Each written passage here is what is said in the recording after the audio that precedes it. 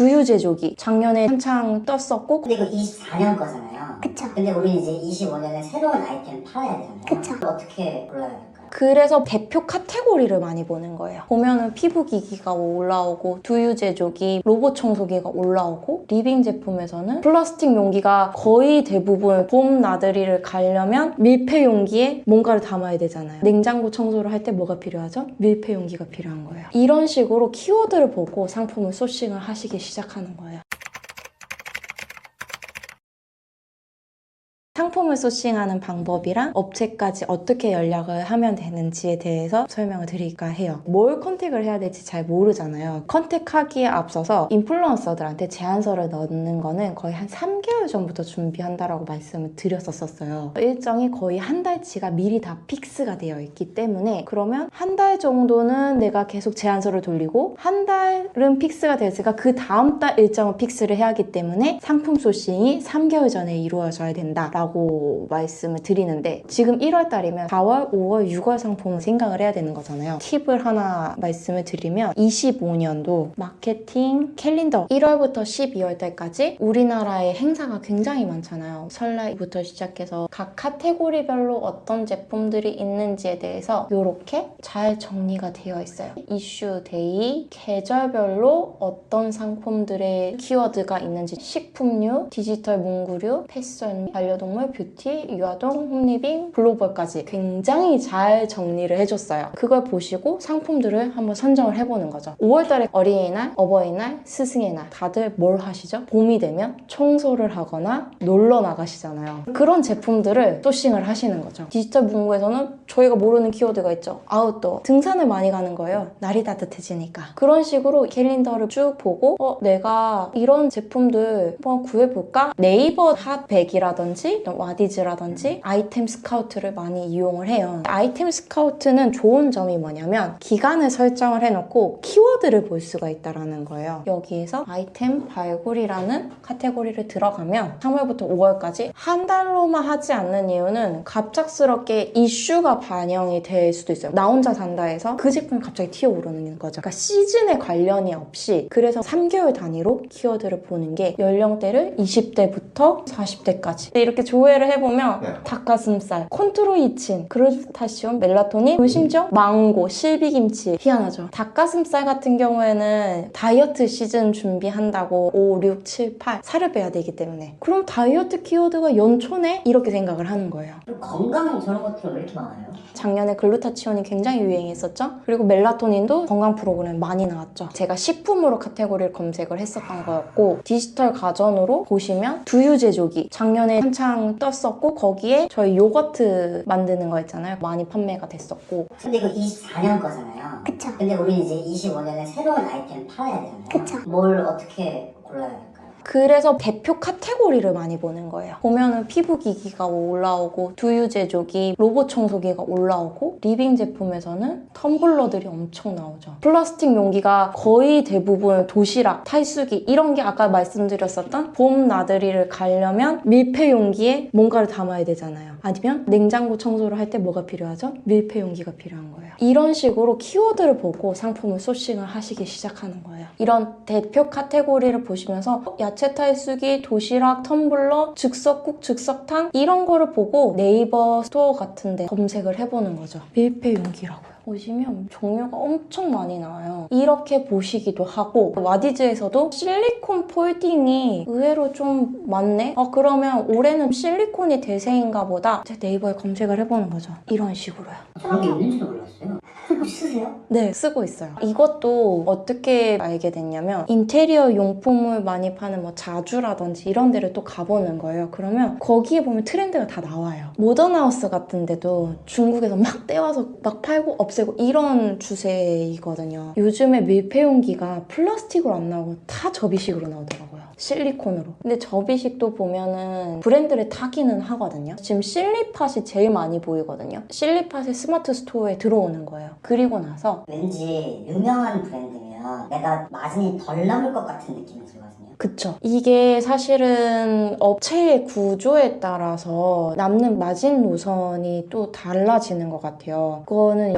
업체에 관련된 용어 설명부터 들어가야 되는 부분이어서 요거까지 하고 업체 설명 바로 드릴게요. 실리팟을 만약 연락하고 싶다! 더보기를 누르세요. 그럼 판매자 정보가 있어요. 요거를 클릭을 해주시면 이렇게 뜨거든요. 인스타그램밖에 없는데요? 여기 상세 정보 확인이라고 이거를 클릭을 해주세요. 요렇게 나와요. 상호명, 대표명, 고객센터 번호, 이메일 주소까지 다 나오거든요. 이메일 주소는 회사 소개서라든지 이거를 왜 소싱을 하고 싶은 이유라든지 메일을 적어서 발송을 해주시고 전화번호도 킵해놓고 여기서 제가 하고 싶은 상품이 있잖아요. 여기서 톡톡 문의도 한 번 더 남기는 거죠. 그러면 연락처를 알려주시는 케이스도 있고 메일 주소 여기로 제안서 보내주세요. 회사 소개서 보내주세요. 이런 식으로 회신이 와요. 그러면 정리를 해서 메일로 다시 보내드리고 고객센터 번호 아까 킵해라고 했잖아요. 그 고객센터로도 한 번 더 그 다음날 전화를 해요. 그러면 뭘 보내야 돼요? 진짜 생초보. 나 아무것도 모르는. 그냥 내가 하는 일에 대해서 정리를 해서 보내주신 거예요. 안녕하세요. 저는 공동구매 중개업을 하고 있는 누구누구누구입니다. 인플루언서들과 협업하여 이 제품을 공동구매로 판매를 해보고 싶습니다. 혹시 공동구매 진행을 위해서 필요한 서류가 있다라고 하시면 전달 주시면 감사하겠습니다. 이런 식으로 메일을 보내는 거죠. 어쨌든 지금 회사 소개서도 못 만들었고 내가 아직 매출이 없고 이런 상황이니까 그냥 진실성 있게 적어주시는 거예요. 지금 현재 판매하고 있는 이 제품이 공동구매가 가능해요? 라고 얘기를 해주시잖아요. 그러면 온라인에서 다 찾아보는 거예요. 쿠팡 로켓 배송이 들어가 있는지 11번가 슈팅 배송이 들어가 있는지 최저가 때문에.